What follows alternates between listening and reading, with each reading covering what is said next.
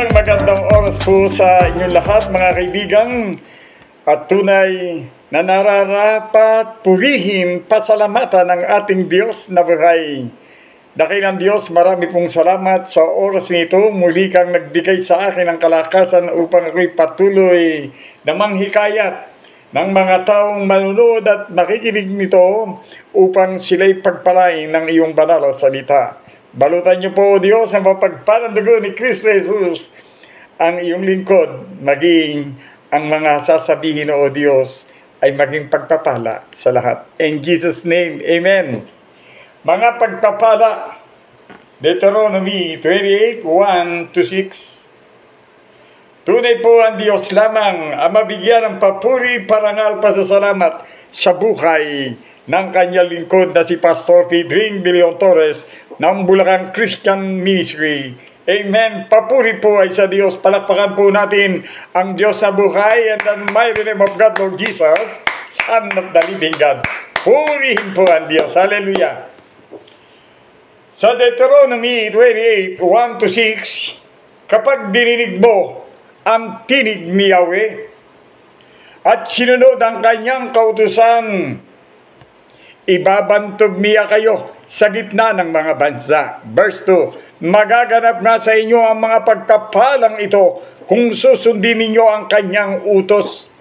Kayo'y pagpapalain sa loob at labas ng inyong bayan. Pagpapalain niya ang inyong mga anak, lupain, pati mga hayop, para ramihin niya ang inyong mga baka at iba pang mga hayop.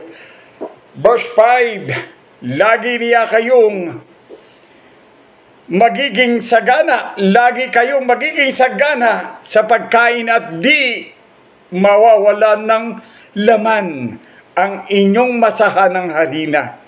Verse 6, pagpapalain niya kayo sa lahat ng inyong gagawin. Iyan po ang pangako ng Panginoon sa kanyang mga lingkod.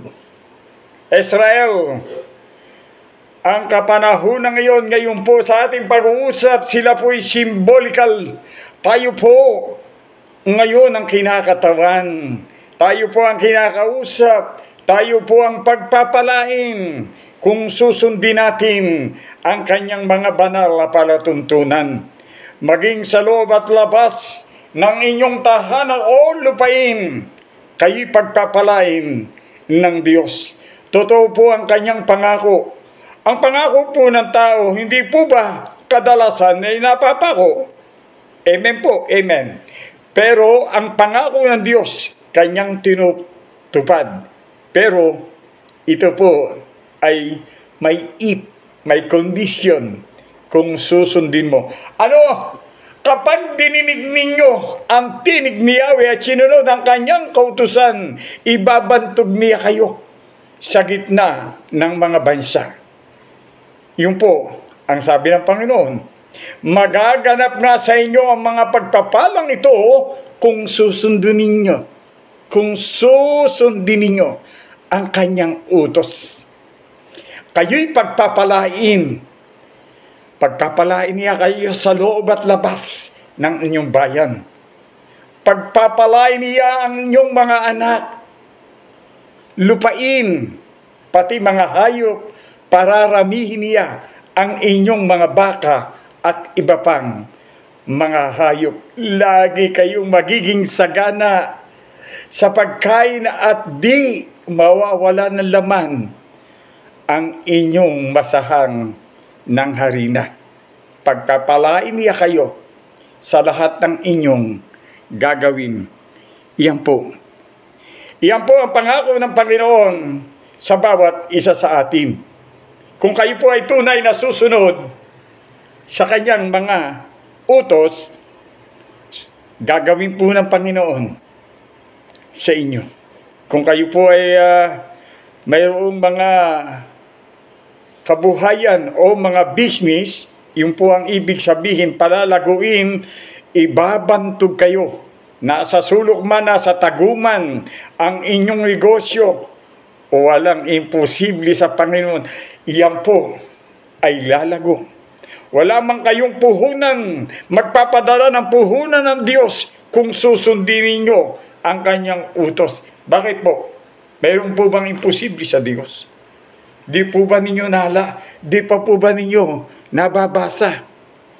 Nang sumunod, si Josue.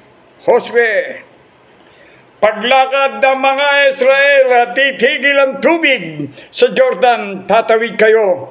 Kada hakbang po ng kanilang paa, tumitigil ang agos ng tubig. Nasasaransan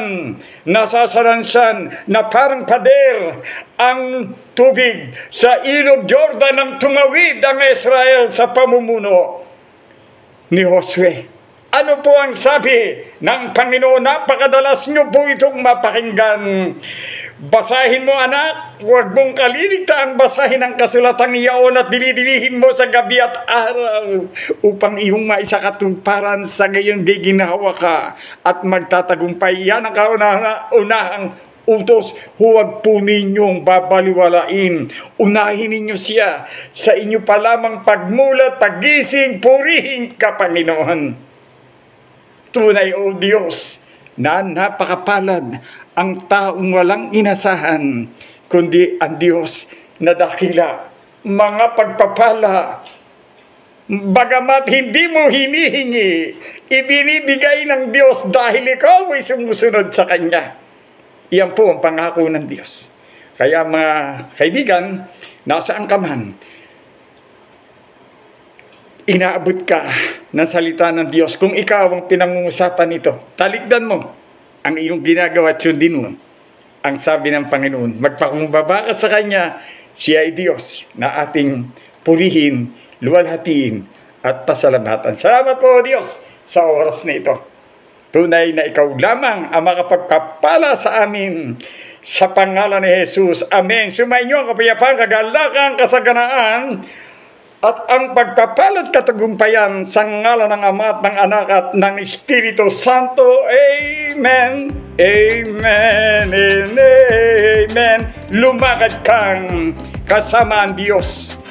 To God be the glory. Papuri ay sa Diyos. Hallelujah. Purihin ang Panginoon. Amen. Magandang oras po sa inyong lahat.